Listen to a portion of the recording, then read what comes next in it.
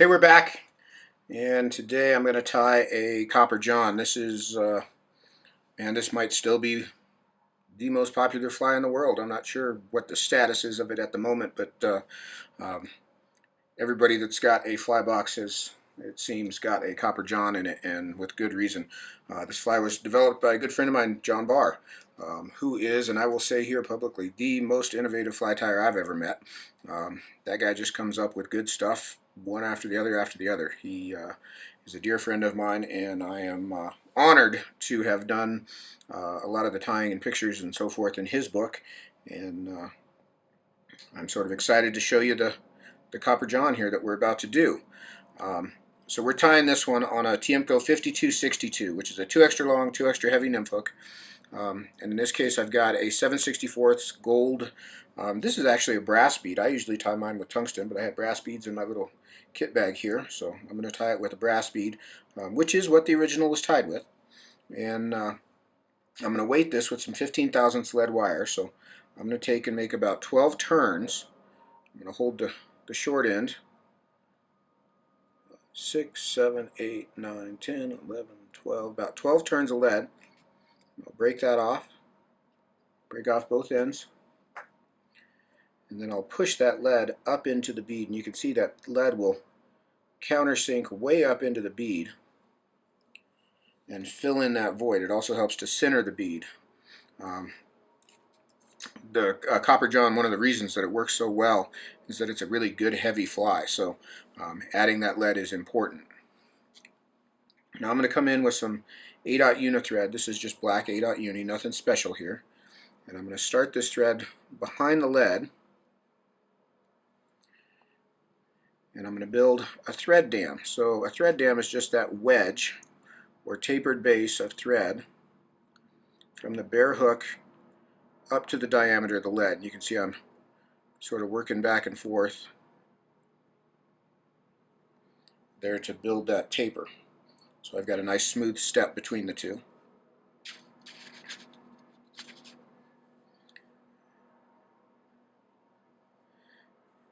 Flatten my thread out a bit.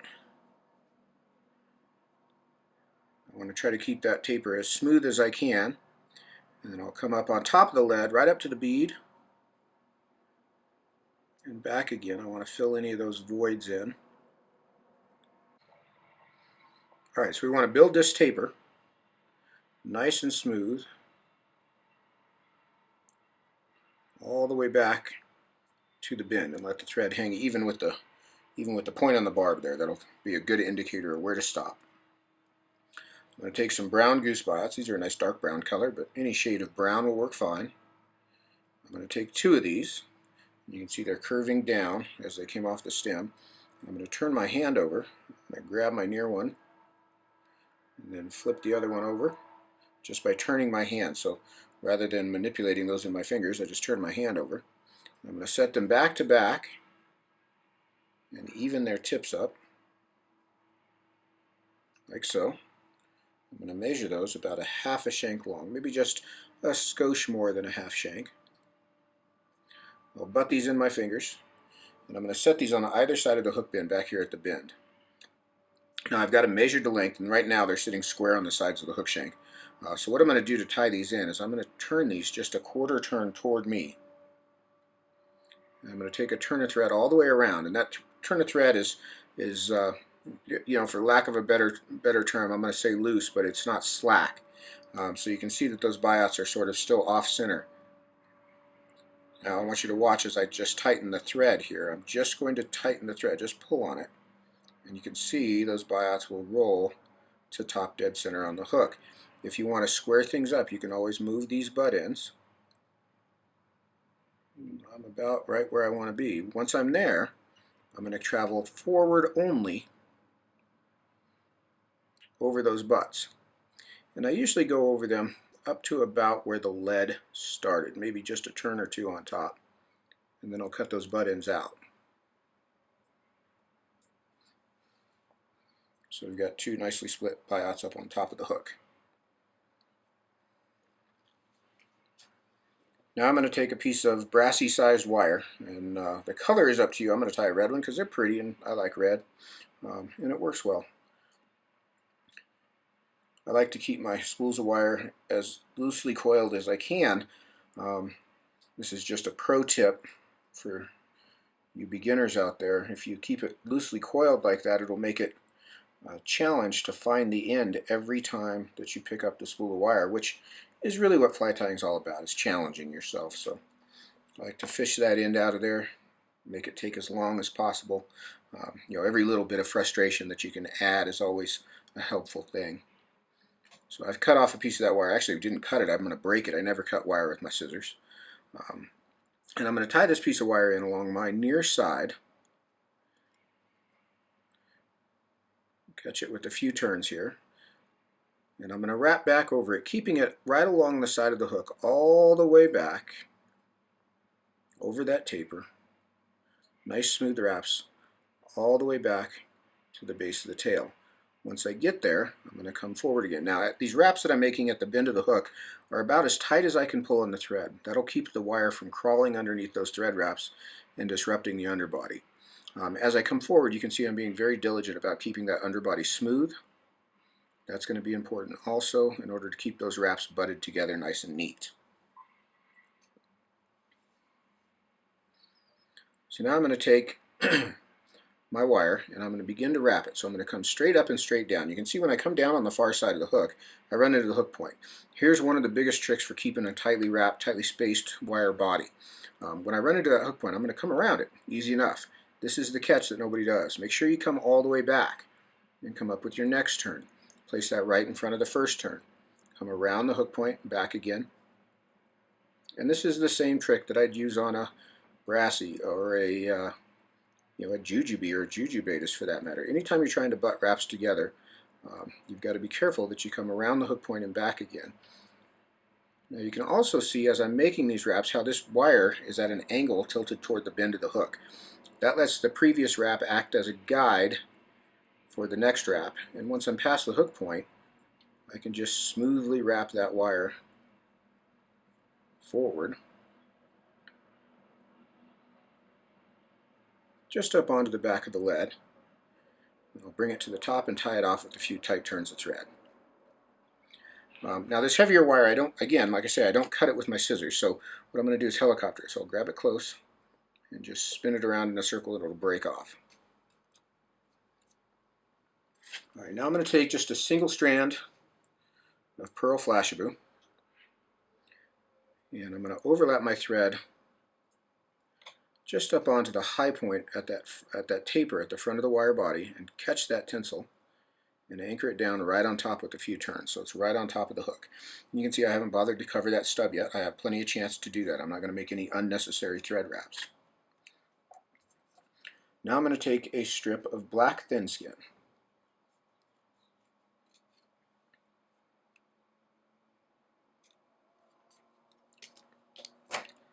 And I've cut this just about as wide as the gap of the hook. And it's on a paper backing, so what I want to do is peel it off of that paper backing. And when you tie this in, you can see it's got a curve to it. Always tie it in curved down, because if you pull on this stuff, which you will when you tie it in, and it curls up, it'll be in your way during the rest of the fly. So I'm going to lay that on top. I'm going to catch that and square it right up on top of the hook. Wrap down over the stubs. That catches my tag into my tinsel. And then anchor that good and tight. And I'll bump my thread to just behind the bead there, and now I'm ready for my thorax. Now in the case of a copper john, strung peacock herl is just fine. This nice big bushy stuff. I do wash the peacock herl ahead of time. If you wash and dry your peacock herl, I think I wrote an article about doing that with marabou not too long ago. It works wonderfully for peacock as well, but it makes the peacock much bigger, juicier, shinier, cleaner, easier to work with, etc. Good material is hard to come by, and manufacturers and suppliers don't do near the amount of work that they used to. So some of it's left up to you. If you wash your peacock, you can see how bright and shiny that is. It's just beautiful stuff. So I've got about a half dozen strands there, and I've tied them all, or cut them all about to the same length. Although as I hold them up on the screen, I can see that they're not all exactly the same length. No big deal. I'm going to catch these on top of the hook and draw them down to length. And I don't need to pull them all the way underneath those thread wraps. What I want to do is just pull them down so those butt ends or tip ends are behind the bead, and then I can wrap forward over them and back to the front edge of that wing case. And I'll just bring my thread right back up to the back of the bead. So I've got a nice smooth base there. Now I'm going to start to wrap this peacock herl. And I'm going to go 3 or 4 turns, and you can see it sort of spreads out as I wrap. That's exactly what we want it to do. I'm going to tie it off behind the bead. A couple good tight turns. One of the tricks on beadhead flies is you want to wrap whatever material, dubbing, etc., right smack up to the back of the bead. You can't crowd the eye, so you can wrap right up to it. If you leave yourself a gap, you'll end up with a big thread neck that's sort of buried in there. We want to sort of pack things in tight there. I'll cut that peacock herl out. And now I'm going to put my legs in. So for my legs, you can use a regular India henback feather, or what I've been using in place of those are these Coq de Leon hen feathers. They're just bigger feathers, really nice, beautifully modeled, just like a regular India henback, but bigger feathers, a little bit longer fibers, much easier to work with. So I'm going to take this clump, and I'm going to pull off a bundle, draw them out from the center stem so that their tips are even. And again, as I hold that up on the screen, I can see that I've got some broken tips in that bunch. And since we're doing a video, we'll do it right. So pull those out so that those tips are even. I'll take that clump and pull it off, and then I'll just sort of fold that up into a little bundle like so, like you'd use for a tail. Now I'm going to set this clump in along the far side so that you can see it here. So I've put it along the far side of the hook, and I want the tips to come back between the point on the hook and the point on the barb, somewhere in this range right here. And I'll lay those in place and just pinch them down and take a turn or two or thread to capture them in place right along the far side of the hook. Now I'm going to come in and do the same thing on my near side. I want a like-sized bunch of hen saddle fibers. I'll take this clump and measure it against the first and just pinch it in place and take a turn or two of thread over it. Now, the advantage of these long butt ends, or long fibers, is that I can sort of tweak these ends. You can see I can position those legs, and they should be right on either side of the thorax. I can smooth that down with just a couple more turns, and I'll come in with my thin-bladed scissors, and I want to get in there as close as I can and trim those butt ends out.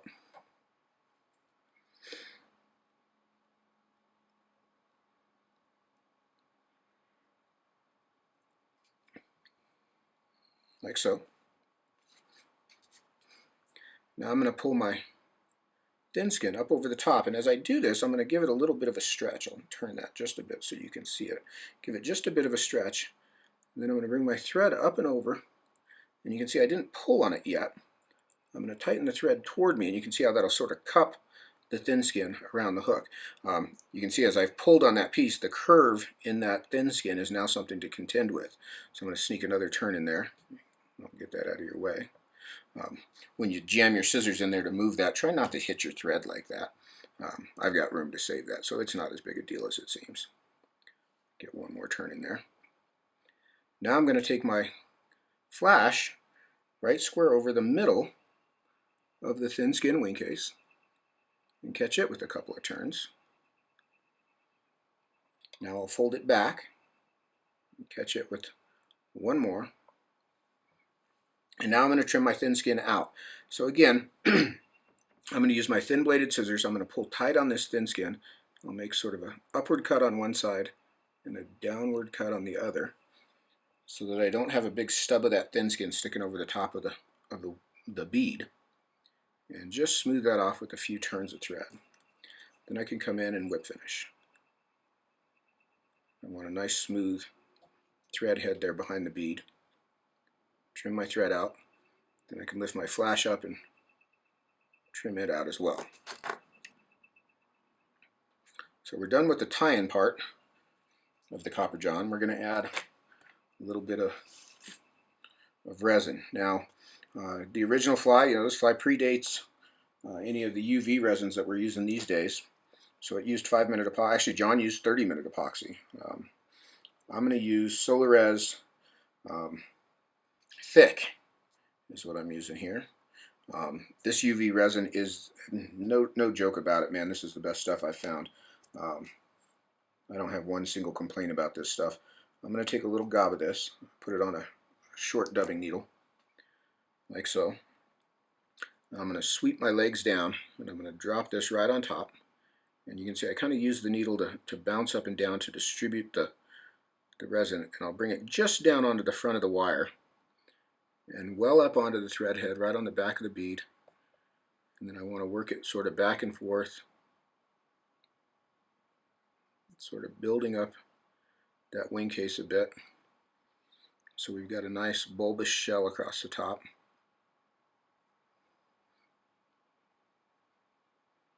I feel like I've got just a bit more than I want there, so you can see how I can lift some of that out, wipe my needle off, and then reposition it. This is one of the biggest advantages of resin over epoxy, is you're not in a hurry with this stuff at all. Very easy to level out. And that's about where we want that. You can see how that magnifies that flash and really glosses things up. It also toughens up the fly. Now again, because this is resin, I'm going to hit it with the lamp. So hit it with the UV lamp for 10 seconds or so. This Solarez really does cure really quickly. And one of the things I love about it is it's completely tack-free, just nothing there at all. And that is our finished, buzz there, finished Copper John. That red one is, I still think size 16 red Copper John is maybe the biggest selling fly in the world. Day to day, he sold a ton of these things, and all of us have fished them. Now you know how to tie them.